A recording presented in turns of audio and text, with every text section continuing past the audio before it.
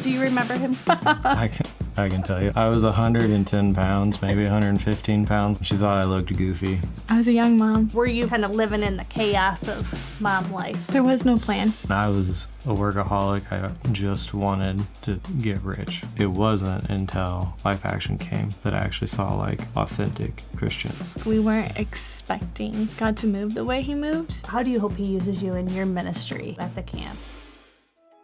Welcome to Changed Lives, a special limited series in which I explore the incredible stories of the people behind the scenes at Life Action, a ministry with a mission of reviving relationships through transformative events. Each of these individuals, my co-workers, have experienced God move in big and unexpected ways. The more I heard their stories, the more I thought, people need to hear this. In this series, you'll get a first-hand look at how God is working in and through the people of Life Action, the challenges they face, the faith that sustains them, and the lives being transformed along the way.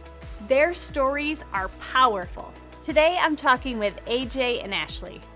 They weren't looking for a life change, but God revives anyway. AJ had a plan: build a business, make the money, climb the ladder. But the higher he climbed, the more hollow it felt. Then came a week with a group of people who lived differently. It wasn't just their message. It was their joy, their peace, their presence. And for AJ, it cracked something open. As you listen, consider how your own story might ripple into someone else's.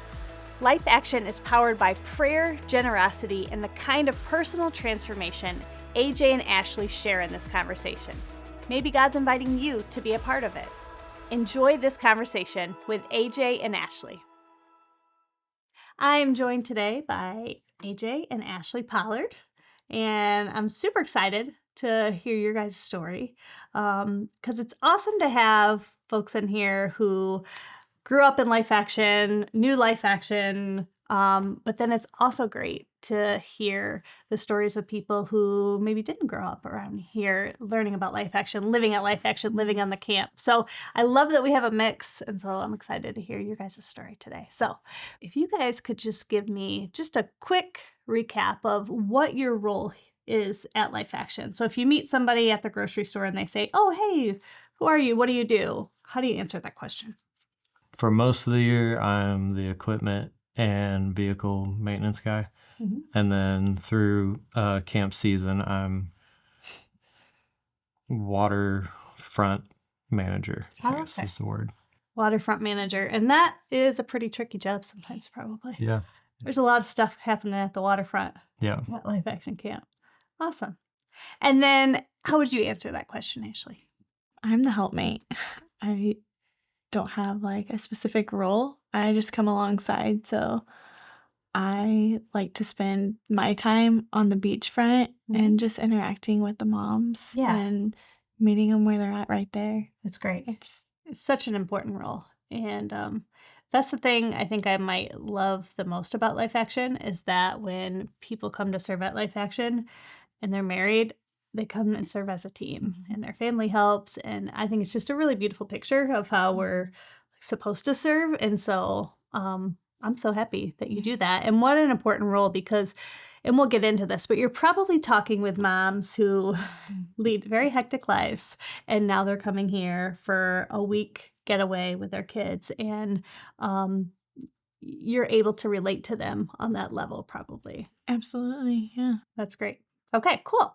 Well, so that's what you all do today, but I want to rewind it back a little bit. So, Ashley, I'll start with you. So, where are you from? Where did you grow up? From southern Missouri. I grew up in Reed Spring and then moved to Lampe when we met and married. Small town in the middle of nowhere, right on Table Rock Lake. What was life like growing up? I have a brother and a stepsister. Okay. I became a mom at 15 and then again at 17. Great upbringing, great parents. If I went to church, I was with my grandparents. Okay. Didn't go with my mom or my dad. I was always with my grandparent. Until later on, my mom and my stepdad started coming to church. And then up until a few years ago, my dad started going to church as well. But I was a mom. That's great. So you were a young mom. I was a young mom. Yeah. My life was consumed by kids. Yeah, sure. And as a young mom, was faith something that was important to you, or was that something that, or were you kind of living in the chaos of mom life? It's not that it wasn't important, it wasn't priority. Sure. I knew there was a God. I knew of God. Like, I knew, but I didn't know. Like, I didn't have the heart knowledge. I had the head knowledge. Yeah. I got invited to Camp Galilee, and it was in El Dorado Springs, Missouri, and I got to meet a wonderful couple, Brad and Janet. They were the directors of this youth camp, and they felt the need to host a camp for teen moms. So I got to go with the kids, and that was really when the Lord started to stir in my heart of like making himself known in my life and the importance of him in my life. So that was then in 2008. It was just a stirring of my heart. Yeah. Then. That's a really special mission that they have, right? That camp. It's a sacred place for me. Sure. I can imagine that. So young mom went to the camp. God starts stirring something. Okay, I'm going to pause there, and I'm going to switch over to you. And I'm going to ask, where were you born and where did you grow up? So I was from Lampe, Missouri, and I lived on the same piece of property all my life until we moved up here. Okay. Like when her and I got married, we moved next door to my parents and put a house there. Wow. My family had a boat dock and a boat repair shop all my life. And so that was growing up. My dad, it started with my grandma, my grandpa, my dad, and my uncle. My grandpa and my dad are very much like workaholics. So that trait transpired over to me. My mom was Catholic. She would go to church like only on big holidays. She would drag us to church when, that time was. But that just really instilled like God wasn't tangible. There was no relationship side of it. Then from pretty much 10 years old, my grandpa died pretty sudden. I was really close with him.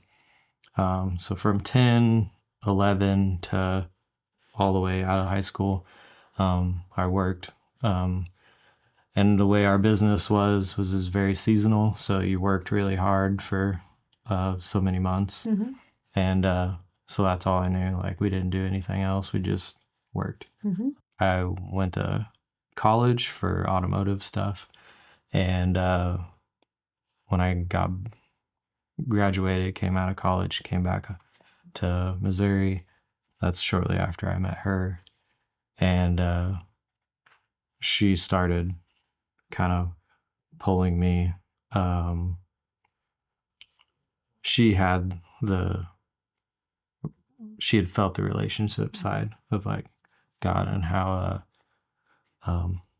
Christ's love and all that's extended. So that was her pull for me to like go to church. And how did you all meet? So she worked at my aunt's daycare, and I worked at a body shop right out of school that was down the road. So I would go to the daycare to eat for free. Chicken nuggets every day? Yeah, it was something. Yeah. Chicken nuggets and spaghetti. But I had went a few days in a row, and it was just like older ladies that worked there. And I made a comment to my aunt. I was like, why don't you have any like cute girls working here? And he's like, well, come tomorrow. Ashley's working. So I was like, well, okay. I was very shy. But you hit a point where you're like, it'd be cool to share like your life with somebody. So met her, and then I didn't have the guts to ask for her number there. So I text my aunt later. I was like, can you ask Ashley for her number? And her comeback was, I'm going through a divorce and I have 2 kids. And I was like, I don't care. Like, that's fine. And so, yeah, the rest is history after that. Well, do you remember him coming for free food? Mm-hmm. Okay. And what was your memory? What was your recollection? I can tell you, I was 110 pounds, maybe 115 pounds. Like, I was a string kid, and she thought I looked goofy, but I was nice. That's just her comeback. I told my mom, he's so nice. Like, he's so kind to me. He's genuine and he wants to know me. He's so nice. And my mom was, kept reminding me, it's not all about looks. And I was so vain, right? And I'm so glad because now, like, I look at him and it's just like a different love. Like, I just want to squeeze him and just like, that's my thing. I don't know. I love so hard. I just like want to squeeze you. That's so sweet. And again, you guys were young, right? I mean, Oh, you yeah. I was 20. She was No. 19. Yeah. You were still growing. And so you guys meet and she agrees to give you her number and you start talking and then you end up together. So something worked. Mm-hmm. And how long did you date and then you decide to get married? We dated I think 2 we years. 2 years. Engaged for a year. Yeah. And then got. And then got married. And what was it like for you, AJ, with 2 children in the picture? I didn't mind it. Mhm. Most of my closest friends were older than me, and they had kids by then. And then that part didn't bother me. I enjoyed it. Connor was just over a year old. Madison was 3. And so they were like past the baby stage, which kind of freaked me out. But then they were like the fun stage where they liked everything you like. I adopted the 2 older kids at some point. So that, like, when I in 2017, refer them, you adopted them. yeah, I refer them to, they've always been mine. Mhm. It was different in the aspect of like how people looked at me because I was always referred to like the guy that did nothing wrong, but I didn't get caught. Like, I was a mess, but I was just really good at hiding it. And it was also in that kind of era where like teen moms were like, it was really harsh, like a lot of harsh feedback on them. And I just saw like Ashley was made to be a mom. Like, she was good. He was so good. Like, he just like jumped into the role. It was never, they were never like a hindrance to it. Like, if he would get off work and he would stop by my apartment, it's bath time, it's bedtime. Like, he just jumped in and just did with me. It was never like, oh, can't we get the kids to bed? And it was, he just did. Yeah. And how did that feel as a mom? It felt so good. It was like a relief. Number one, the help. Yeah, sure. Bedtime routines are rough. Oh, they are. And so the help was nice, but it was like, again, going back, like, his heart was just so kind. And just having a partner just to do life together. Yeah. Yeah, sure. And so after you all get married, then you move to the piece of land next to your parents. And what's the plan for life at that point? So again, I was a workaholic. I just wanted to, like, for lack of better words, to just get rich. Like, that's all I cared about. And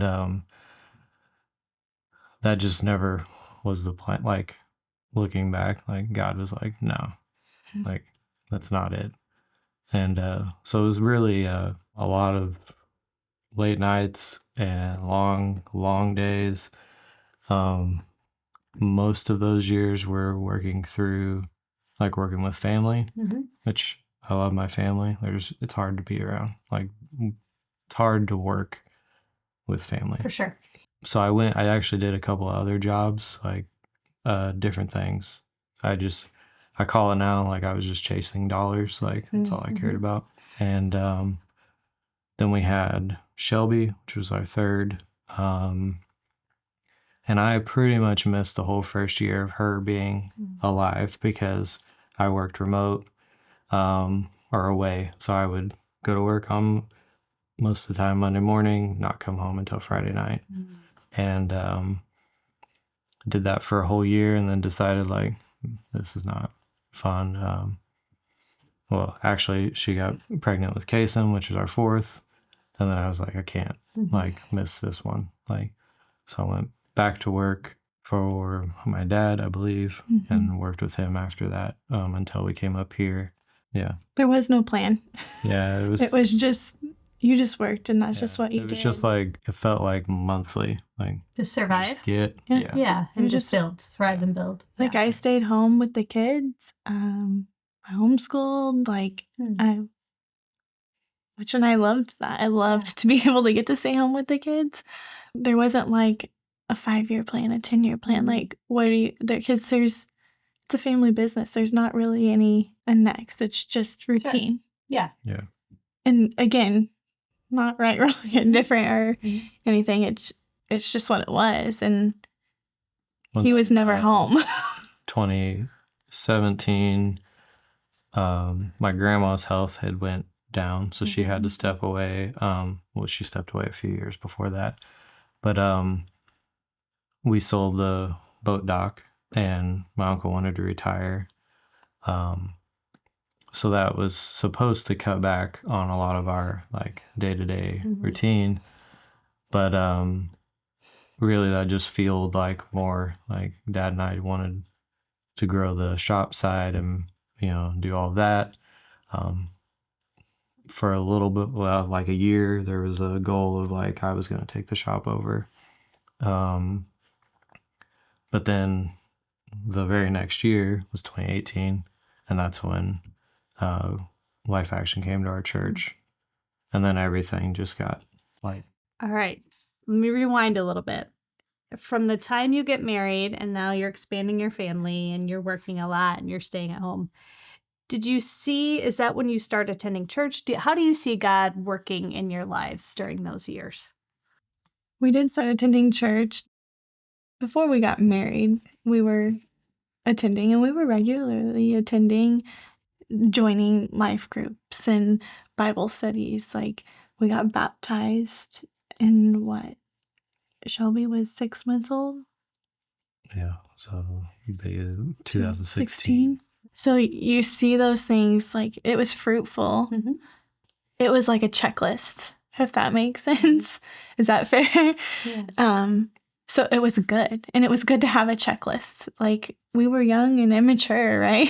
Like, we needed, like, this is what you do. Like, the discipline part of it. Yeah. Yeah. So the discipline part of it. For me, it was more like, I think I had to go through those different relationships and start where we started because of how like skewed my view was of really just Christians in general.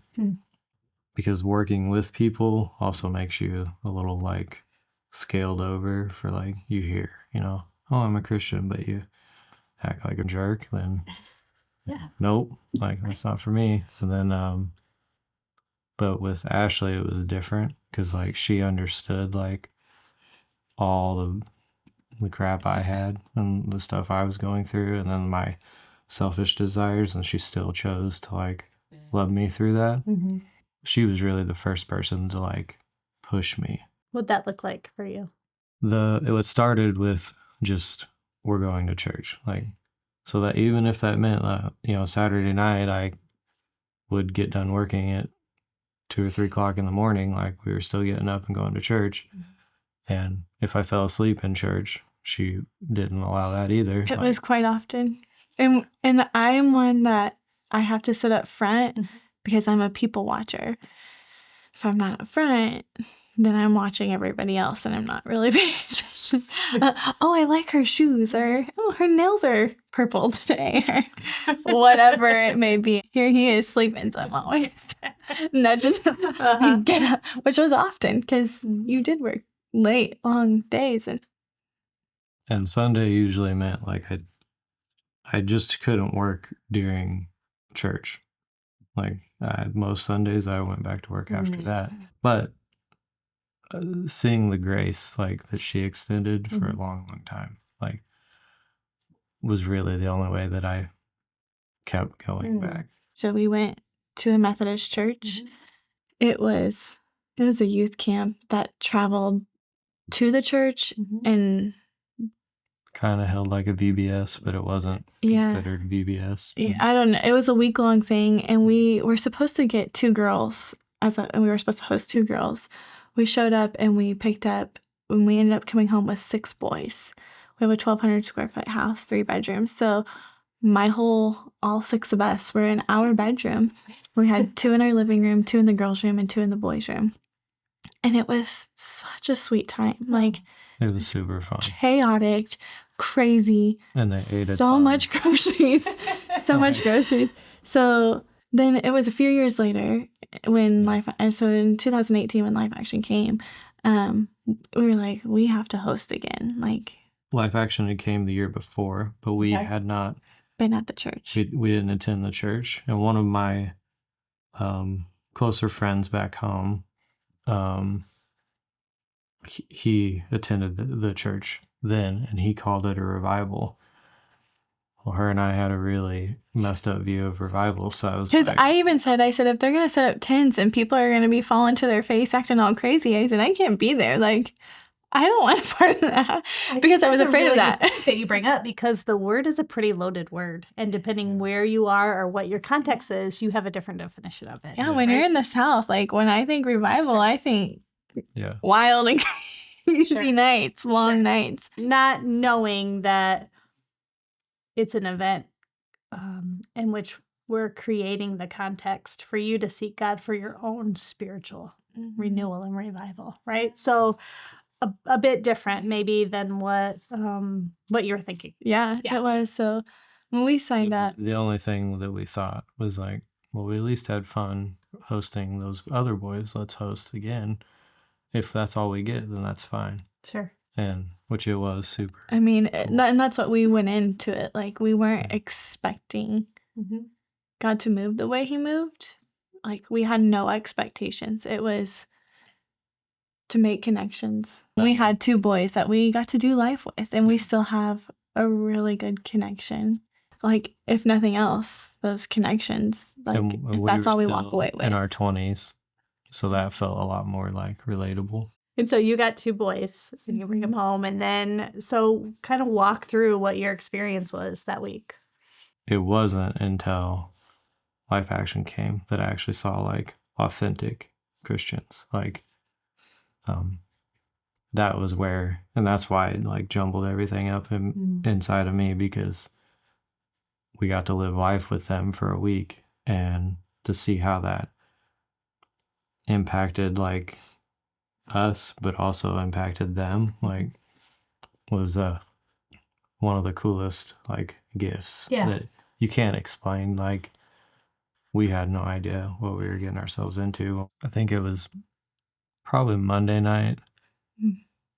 We had Sunday all morning. The teaching like really started setting in. Like, oh wow, this is really good. And Brent and Maggie were the family speakers, and then Shane and Lee were the biblical teachers, but Shane and Lee were filling in.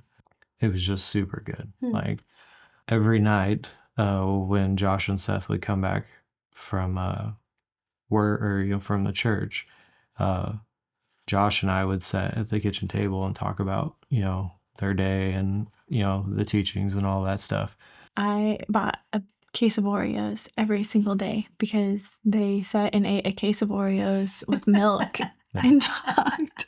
Through that, like, God was just like kind of pulling back, like different layers inside of me and us together. And Wednesday night, I'd had a dream that was like one of those really realistic, like, that felt like you were right there.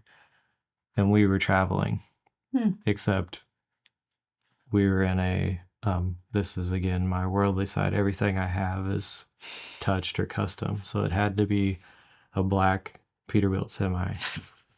And the trailer had to match, but we looked really cool doing it. And I just thought that was really weird. And so Thursday night, Josh and I are talking again, and I mentioned that. And I was like, I don't really know how to like take that. Like, just weird. And he's like, yeah, that is crazy. And at this time, I did not realize that the team actually like talked about their families. The next day, he proceeds to tell like the whole team and Brent about this. So unbeknownst to us, like the team's praying for you through the week, which I know that now, but I didn't know that then. I've always had a really like conscious mindset of like, don't embarrass yourself or don't do something that somebody could like make fun of. And so like worshiping freely is super hard for me to do. But as Ashley said before, like we always had to be like second row, like the row right behind the pastor and his wife. Josh was actually the drummer on the band, and the very last night he led, and it was just this really cool moment of I finally could fully worship. Like it just unlocked something in me. Brent was standing in front of us, and he had turned around, and then he just came over and like put his arm around me and was like super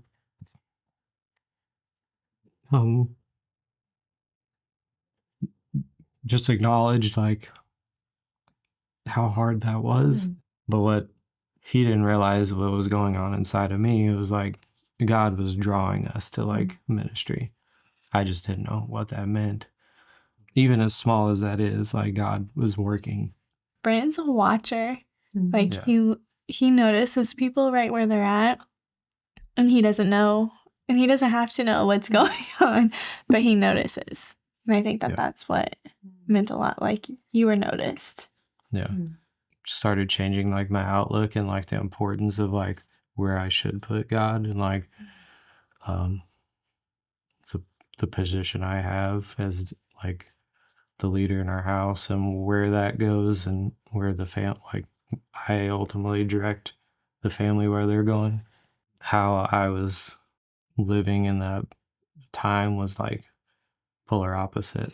And so then that started about a 4-year journey of like fighting with myself and like trying to understand what's going on. My experience for that week was not like I thought he was lunatic. Like I'm not driving. I'm not going on the road, and I'm not living in a trailer. Like that's not God, right? Like that was my perspective. But I was dealing with a lot of anxiety and a lot of fear. I don't want to say I was controlling like of situations, but I was because I was allowing my anxiety to control of the situation, even though I had no control of the situation. So like Shelby, our third, has severe anaphylactic allergies. And previously at our last church, I had left her in nursery and did a Bible study. And he was at the church doing the men's Bible study, and the women's was at a house down the road. The teacher had given her peanut butter. They took Shelby to AJ, and then another guy from the Bible study came and got me at the house and was like, I need you to come with me. Something's wrong with Shelby. And so like I'm full-blown panic. I'm being picked up by somebody else. I don't know what's going on. And so I had like stopped. That was the first time I let Shelby go into somebody else's care.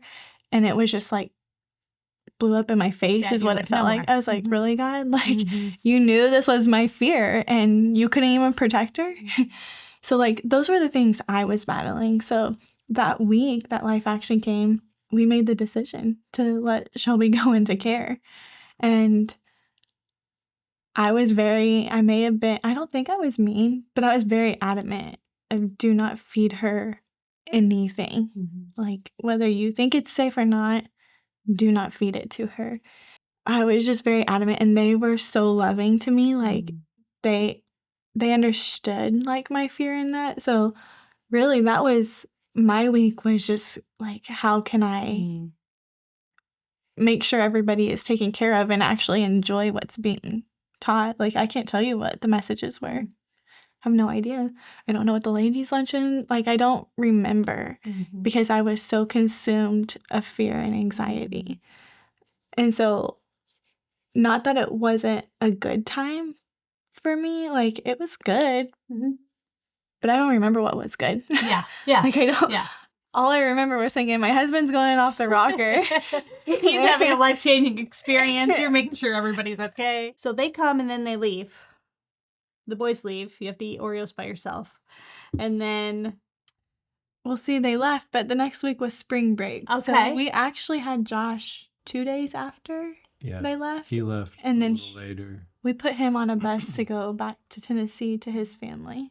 So we got 2 extra days with Josh, but then Brady came and stayed with us, who was with Shelby. So we had like a whole nother high. Like it felt like, you know, of this sweet time of like, I love connections with people. Like, I just want to sit down one-on-one. I want to get to know you. And like, I got that. Even with like Josh connected with our kids like super well. And that was like the memories I feel like that Ashley took back. It was like before they would go to the church, like he'd sing with the kids or go play outside and do like Foursquare or something. And Bree was the same way. Like I was again working, so I wasn't there. I didn't see any of these moments, but like that's what she did remembers. school with me. She would keep Kason and Shelby while I would do school with the little, like it. I had a help. I had an extra hand. Like she came into our lives and just was with us. And that was the same like with Josh. Like I have so many videos on my phone of him playing guitar. Like that was when that Reckless Love, that song first came out. And so Shelby couldn't say Josh. She said Joshin. So that was the Joshin song. And it still is to this day, the Joshin song. Those are the memories I hold on to. Just like hearing like my house just, it was just full of worship. Like the Holy Spirit was there just in a way I didn't know that he was existing. It's one of the really unique things about Life Action, right? That the circus comes to town, but the circus is full of young adults who are pouring in to families. Exactly, yeah. And it's just, it's Well, pretty I think incredible. it's cool how they're describing it now, like it's like you're purposely going in to disrupt their normal, which is the only way that would have affected us. Yep. We had to be disrupted. Yeah. So after you're disrupted, how do you get from there to here? I think that that's the time where we really like were able to seek God for who he is. And be really raw and be really real, because like you said, it was 4 years of just constant battling. For a while it was, I'm not sufficient enough to do this. Like I can't. To be in ministry. Yeah, to work in ministry. And so I hid it. I mean, I didn't even tell her, like, for at least 2 years, and just buried it inside. Kept my normal, like, trying to be better, but still working way too much. The authentic part was, like, I got a taste of somebody being, like, super real. And, like, Brent was so open and, like, a clear book of, like, everything inside of him. And then Maggie was the only one that I've ever heard say, you know, she still did what she did, but was actively in therapy, which, like, for me, that was like, you gotta be crazy to go to therapy, like, you know, way deep off your rocker. And I was messed up, but didn't think I was that messed up. To need to go to therapy. Yeah. I started changing because I didn't like who I was. Shorter, I had like zero grace. Like I was harsh, but I was just, because I would get up every day and fight inside myself. Like I'm fighting this desire that God's given me, but because I don't feel like I'm adequate enough. And I was still trying to like grab worldly things to like benefit our family, which had never worked. We had a pretty good argument one night, and she was like, "Who are you? Like, I don't even know you." It was a big argument, is all I remember. I dumped it on her, like, God's calling me into ministry, but I'm terrified. And she was like, I've known this. Like, why do you feel like you can't just say it out, you know, to me? It's taking you this long. I started in a really skewed view of what ministry looked like, going down the route of like, you know, well, let's move this way and see if where this goes. And We started taking seminary classes. Yeah. Like, our church was so supportive. Our pastor was so supportive, and But it we was very much like going towards like a pastoral role. Mm-hmm. But in my gut, it was like, no, you're going into ministry to do everything together, like as a family. And because that's something we had discussed that night too. Like, if we're going into ministry, like, we're doing it as a family. Like, I'm done not being a family. Like, we're a family, and we were good. Like, it's not like things were just falling apart. And then I kind of felt selfish sometimes because, like, of course he has to work. He's a provider for our family. I get to stay home. Like, so that was just like a hard thing to battle. We knew if we were going into ministry, we were going to have to do something together. one of my traits is loyalty. And I felt like I was betraying my parents, particularly with like bailing on the business and all of that. Depression started like creeping in. And I had no idea what that was. My family doesn't openly talk about stuff like that. And then I was also a little ashamed about it. So like just bury that a little deeper. Well, that doesn't work. And we kind of knew the summer of 2020 that God was directing us towards family camp ministry. We didn't know Life Action had the camp. And I went full, like, everything in on we were going to start our own. And because nothing in the Midwest, there's nothing offered. Well, and I for think too at families. that point you were just realizing, okay, Lord, like, I have to go all in for you on this. I can't keep battling it on the inside because that's what was, Yeah. going around and spiraling of the depression. Like, so he literally jumped all in to finding. And I was like looking at resorts because you need infrastructure and all that stuff. And like $3 million price tags weren't even like phasing me where it was freaking her out. And then, and we by no means had the funds to ever fund that at all.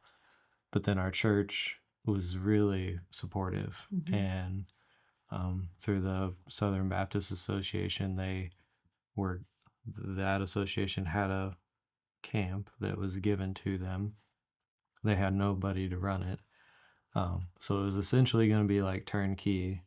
It was really outdated. We went to it to look at it, and like the very second that I put my foot on the ground, it was like, no. And we took the kids along with us because, again, we knew whatever we were going to be doing, that we were going to be as a family. So every place we went and looked at, we went with the kids. But the guy was so nice. That was like, he was so nice, and I was just like, this is not it. Like, God just shut the door. But we did the tour of the property, and we got in the car, and we were all instantly looked at each other and were like, no, we're done looking. Like, God will, like, So I think we've tried to get ahead of God. Yeah. Right? Like, this is good, and we know it's good. Yeah. And we're doing work for him, right? And he honors that. But we were trying to run ahead of him. Yeah. So we paused. We decided we would pause and just let God open the next door. Yeah. Not quite 2 months then. But the end of November is when Brent, we had stayed in contact for the first couple years, but then there was probably 2 years that we didn't talk. And he just called out of the blue to catch up. Like, random, one night. And it's not random. Like, we all know. We know. Like, but we had a really awesome conversation, just caught up and everything. And I shared kind of where we were going. And he waited until the very end to be like, well, hey, just like giving you an update, like Maggie and I are coming off the road. We would love for you guys to come up. We were like, oh, yeah, okay. We'll see. And didn't blow it off, but kind of blew it off. And our 2 older kids were heavily involved in our like youth worship. And we didn't want to like pull them away and like uproot everything. They're high schoolers at this point. Yeah. So her and I just didn't say anything. We just started praying about it. And it was about a week later, our oldest daughter came home. Well, because it was up until that point that we involved the kids in everything, praying about what we're doing, where God is taking us. And so we were like, maybe we don't bring them in on us praying about this load from the phone call. Like, let's just us pray about it and us bring it before the Lord And just see before where we God uproot can like any answer. emotions at that point. Because that was every time one of the kids would be vocal about whatever. Whatever their concern was, yeah. So anyway, about a week later, Madison came home from youth and told Ashley I was working late, so I wasn't there. And told Ashley it was, Mom, I feel like God's moving us. Like, my friend group isn't as tight as we've always been. Nothing's bad. It's just like there's a distance. Relationships were just dissolving, and she just was like, this just doesn't feel like home anymore, Mom. So she calls me and was like, can we call Brent tonight? I'm like, well, I'm sure. So I text Brent and he's like, yep. We backtracked a little bit. Summer of 2020 was horrible for me because everybody came to the lake. Like, you could work remote let's from their lake quarantine houses. and we'll social distance or whatever. But everybody just went to the lake. So I got completely burnt out on working on boats. Because they were everybody was on their boats, and parts were hard to get. way back ordered. You couldn't get anything. Yeah.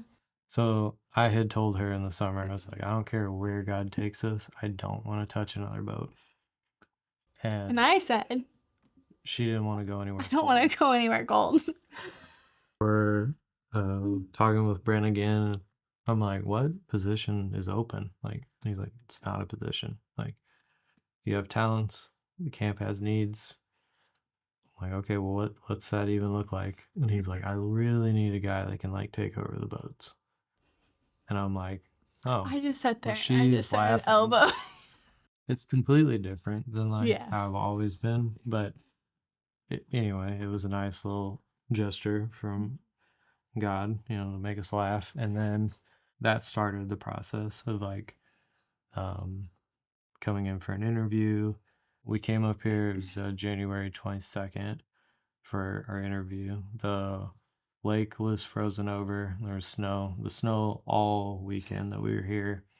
Lake effect snow still blows my mind. And crazy. We don't get snow, we get ice. So like, she's scared, the kids are scared, but like everything shuts down. Like Walmart shuts down, pharmacies close. Like, you don't go anywhere if they're even predicting it in the forecast. And here we're just driving around, and I'm like, are you sure we should be leaving right now? But it was good. I was driving back to the camp, and I told Ashley, I was like, this feels like home, like finally. Because even like I said early on, like, I've lived on the same piece of property. Years before that, it quit feeling like home. And you just couldn't like explain it. Well, that song that came on too, we had listened to it before we came. I don't even know the name of it, but Lord, I want to be different. And that came on right when we left our interview, when we were driving. Everything was covered in snow, and that song came on as Lord, I want to be different. And I was like, oh my goodness, like it just gave me chills of like, this is what different looks like, being uncomfortable. And now looking back, that was just like scratching the surface of what it is, because everything now is so different. Like, but yeah, so started the process of raising support. I won't say nobody prepares you for that, how hard it is, because we had plenty of people telling us it was hard and gonna be strenuous. But it was hard. Like, we got a taste of like here, and then we had to go back and continue. And then they invited us to do attend family camp to actually see what it is, like feel what you're gonna be working in. and are working for, and that was really good. But then we had to go back to Missouri again and continue. That would be hard. Some of our closest friends were met when we came to attend family camp, and with guests that we still see, which is That we met so on the cool. beach. Probably about a year into raising support, maybe a year and a half, the depression came back like super heavy because it felt like we were getting there, but not. It was taking time, and it felt slow. Our timing felt slow. Yeah, yep. And I was still working with my dad, and at the bottom of that, this was like 5 o'clock in the morning. I'd had a really bad night, and the Maggie's saying something about therapy kind of blipped in my head, and Brent was like the first number that came up on my phone. So I called him, and I was like, does Life Action have something like somebody I could talk to? And he talked with me for an hour or so, and then he got me in contact with Dell. I talked with Dell, and then He recommended somebody closer to home. yeah, it started that, and then That was the point of the walk where, like, you know God is so good and you know He's so tangible, but how do you make something that you can't physically see tangible? You wanted God in it and not somebody else, like, at that point. And Danielle, our closest friends, she called. She's like, I don't know why, but God just has you guys on my heart really heavy right now. And I was like, did God give you like a window into our house last night? Because this is what's going on. She's like, I'm coming over tonight. Clinton and I are coming over tonight. And he was like, he just didn't want to mess with people. Like, and I was like, she just wants to come over and pray. Like, they're just gonna come over and pray over us and be with us through this. but God had like worked with them weeks prior on like certain verses, and she had no idea. illustration, and had no idea why. And ultimately it was like I was holding on to so much. Like, She went and grabbed my laundry pods. I have them in a clear container. She's walking around my house. She's like, I need something. Just like, he's a visual person. He's very hands-on. She grabbed the laundry pods and then she took them all out and has this empty jar, and she said, anger, depression, pride. Like, she just starts filling it, of all these things that he was ultimately holding on to. He's like, so there's still some space, like, in through all these pods, there was still like gaps, and you were allowing God into those areas, but He can't overflow in you because you're holding on to all these worldly things. So that through that illustration, and then lots of prayer, and understanding that like it might not be everybody goes through that, but like they go through it to a certain degree, and the transparency side of it, and just being open to like sharing it with people. Like, the first go around, like, she was the only person that knew. Like, I'm not sharing that with anybody.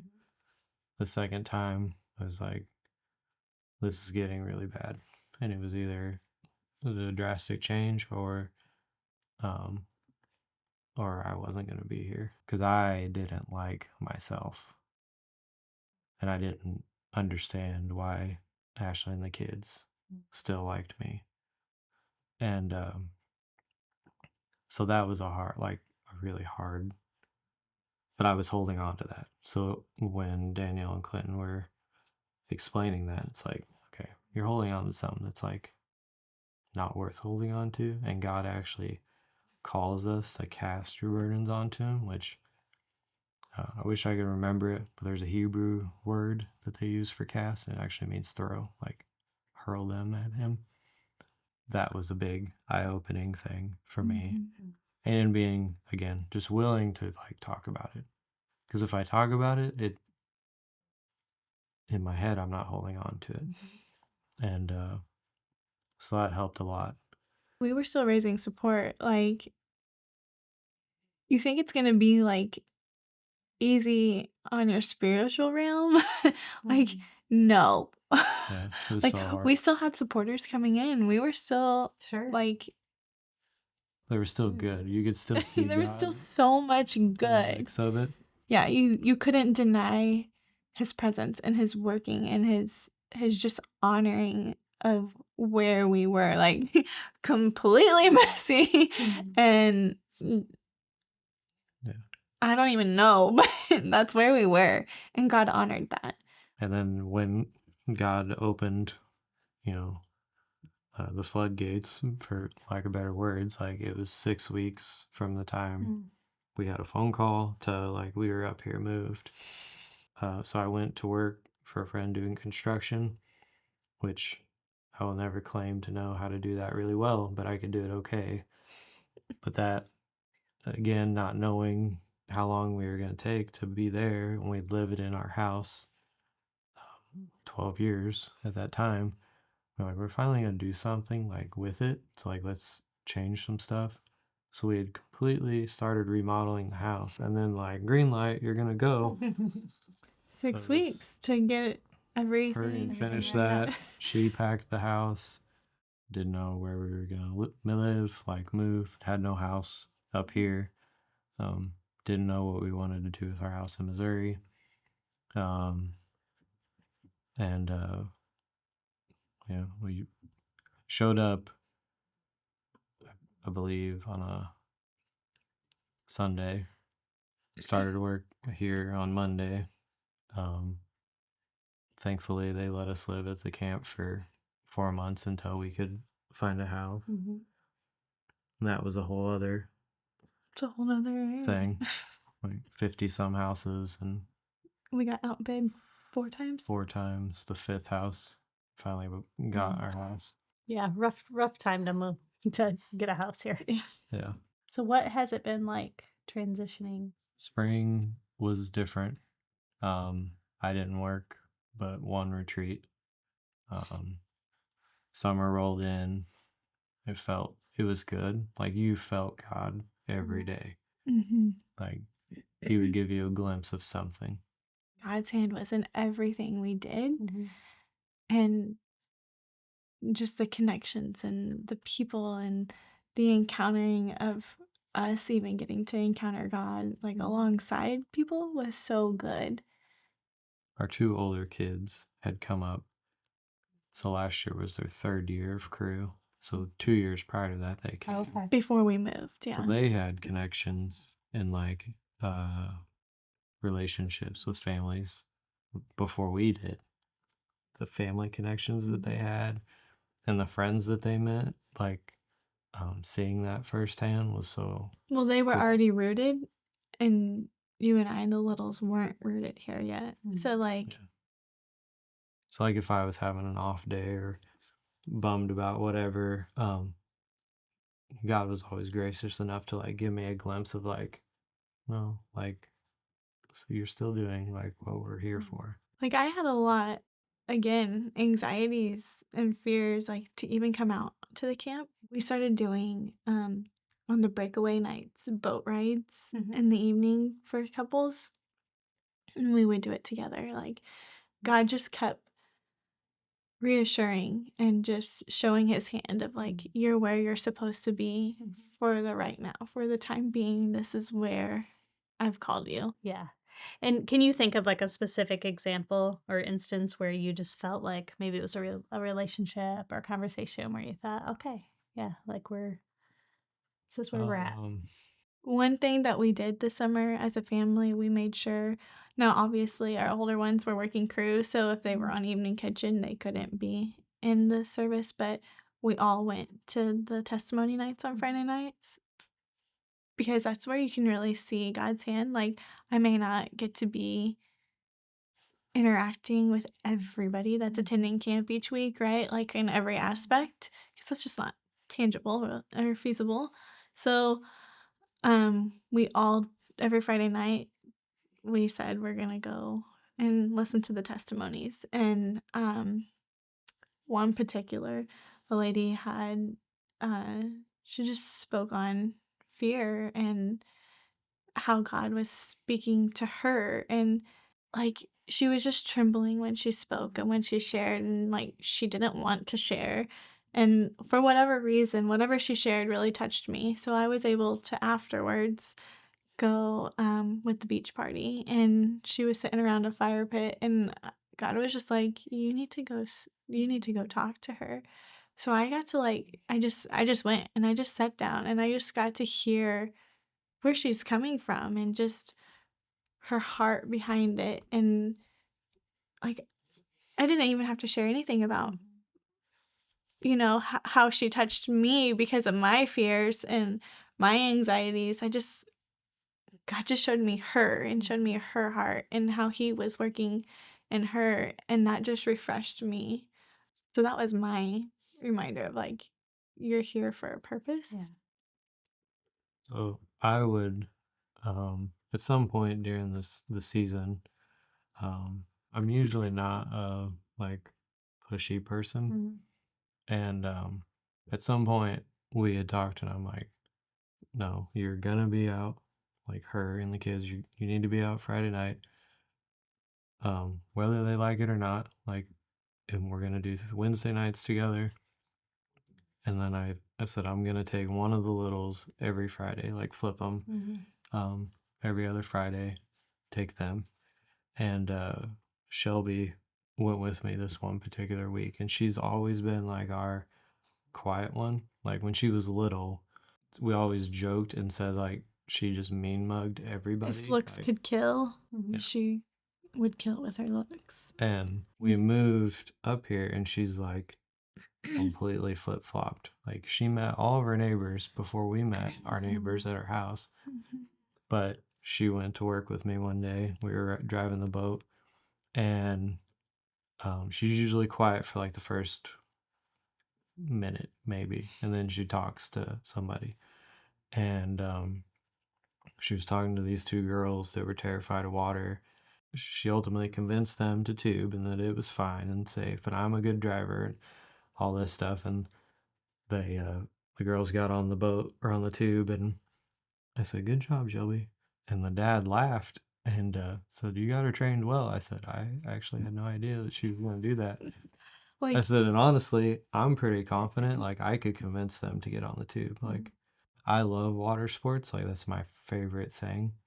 So to be able to do that anyway, like, I love that part.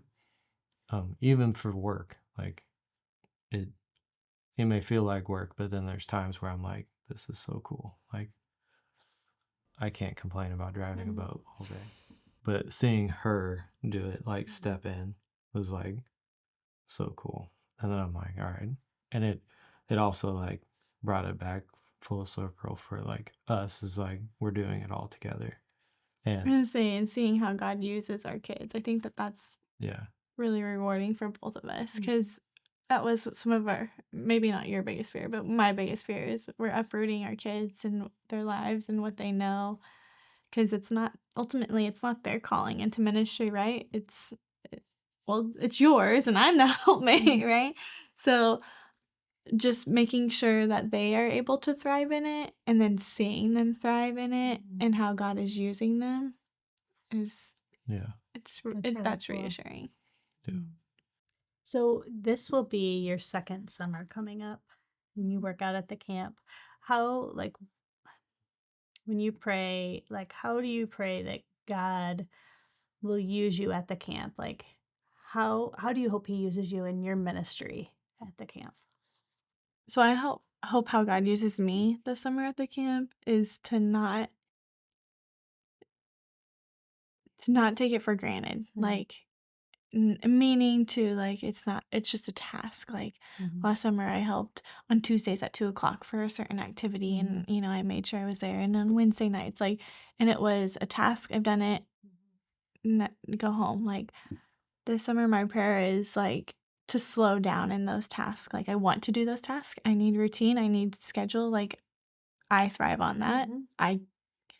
Again, there's going to be chaos and there's going to have to be flexibility, and I can do that, but like, I need a set plan, like direction of how my week is going to go.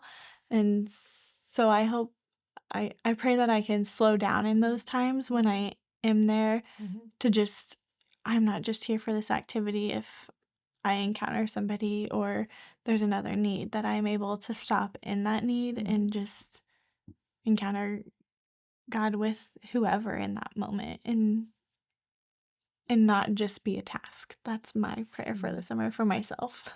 That's good. I think mine's more like an outwardly show like joy. I get very caught up in like perfecting something. And then, not that this is a bad thing, but like safety is a really big thing with me. So a lot of times I can get way too hyper focused on like I make sure, we're this far away from this other boat and all this stuff, instead of just like, I know I missed some moments last year, like talking with the families and just interacting, even when it feels weird, like, because we're all weird to an extent, so it doesn't really matter. But yeah, that's probably it. That's great. And because you're newer to the ministry like me, what is your hope for the ministry as we move forward? You guys are a part of it now. We're all part of it. I hope we can like continue what we're doing, but like really thrive in it. And not so much in like the perfection aspect of it, but just to expand like in other areas that we haven't been able to touch, and just do it really well. The ministry all together, like, just coming together and the rawness of it, like, I love that. Like, I love the broken, the messy, because again, we were experiencing transition, right? We uprooted our family and coming together as a team, and like, I want more of that. I want more of the people that I'm coming alongside and serving with, right? Like, I want to know you just as much as I want to get to know the guest. So I want to pour in time with you just as much as I would somebody else that's coming to camp. Yeah. So that's my prayer.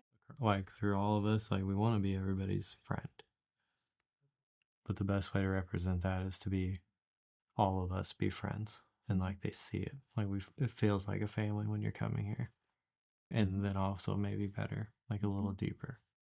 I think because everybody along the way, like, once you get in your role, like, we could become task oriented, because we're doing good work for the kingdom, right? And we know we're doing what God has called us to do. But I want to show God's love in that and not just be kingdom work. Yep. You're just starting here, but years from now, when we're all still here, and we have lots of stories, we have as many stories as Jimmy and Lori to share. So many. What do you hope your legacy is here? I hope they see that we cared and loved on them.